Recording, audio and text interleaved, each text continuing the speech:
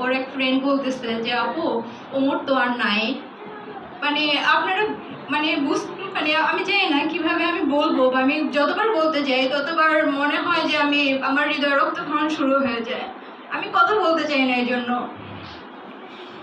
মানে আমি একটা ছেলেকে অনেক ভালোবাসি, ও এত ভালোবাসার পরে ওরে আমি আমার লাইফে পাইছি, পাওয়ার পরে আমার শুনতে হয় অপর সাইড থেকে কেউ একজন বলতেছে আপু ওমর তো আর নাই। মানে আমার কানে এখনো বাজে, আমি এটা নিতে পারি না, আমি বিশ্বাসও করতে পারি না যে আমার ওমর নাই, পৃথিবীতে নাই, আমি ওকে আর দেখতে পাই না। আমার আমার এত মনে হয় আমি যখন একা থাকি আমার খুব মন চায় আমি ওকে একটু ছুঁয়ে দেখি, ওকে একটু আমি দেখি, ওকে আমি একটু ফোন দেই বা বলি একটু বাসায় আসো। প্রতি বৃহস্পতিবার রাতে আমি বায়না ধরতাম, প্রতি শুক্রবার বলতাম আমাকে নিয়ে একটু ঘুরতে যাও। আমি এগুলো আর কারোর সাথে করতে পারি না। আমার কত আক্ষেপ এই ছোট্ট একটা বয়সে, আমার বয়স বেশি না, এই কম বয়সে আমি এত কিছু ধৈর্য ধরে সহ্য করে যাচ্ছি।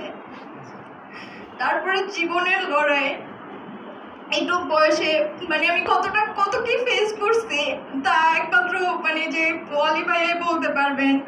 তাছাড়া মামা আপু, কলি আপু তো আমার সাথে একদম শুরু থেকে আমার সাথে অনেক সুন্দরভাবে আমাকে সাপোর্ট করছে। তারপর আরেকটা ভাইয়া আছে চট্টগ্রামের, আকিব ভাইয়া। এই মানুষগুলোর অবদান আমার জীবনে হয়তো বা ওমর চলে যাওয়ার পরে অনেক। আর কিছু আরেকটা হচ্ছে জুলাই রেকর্ডসের এই ওয়ালি ভাইয়া একটা বই লিখছেন যেটা হচ্ছে জুলাই বয়ান। এখানে হচ্ছে শহীদ পরিবার এবং আহতদেরকে নিয়ে ওনার, এটা একটা জুলাইয়ের জন্য ইতিহাস, এটা আপনারা সবাই পড়বেন। এই বই পড়লে আপনারা আমাদের হৃদয়ের আত্মনাদ বা আমরা অ্যাকচুয়ালি কি ফিল করতেছি এগুলো আপনারা জানতে পারবেন। আপনারা তো হয়তো বা শুনেন, দেখেন বা এইটা উপলব্ধি করতে পারেন না। যখন আপনারা একটু পড়বেন আপনারা হয়তো ফিল করতে পারবেন যে আমরা কিভাবে টিকে আছি। একটা মানুষ যখন চলে যায়, হয়তো আপনার হারায় নাই, আমার হারাইছে, আমি টিকে আছি, আমি লড়াই করতেছি, আমি জানি আমি ওরে ছাড়া কেমনে চলতেছি, কিভাবে বাঁচি, আমার প্রতিটা সময় কিভাবে যায়।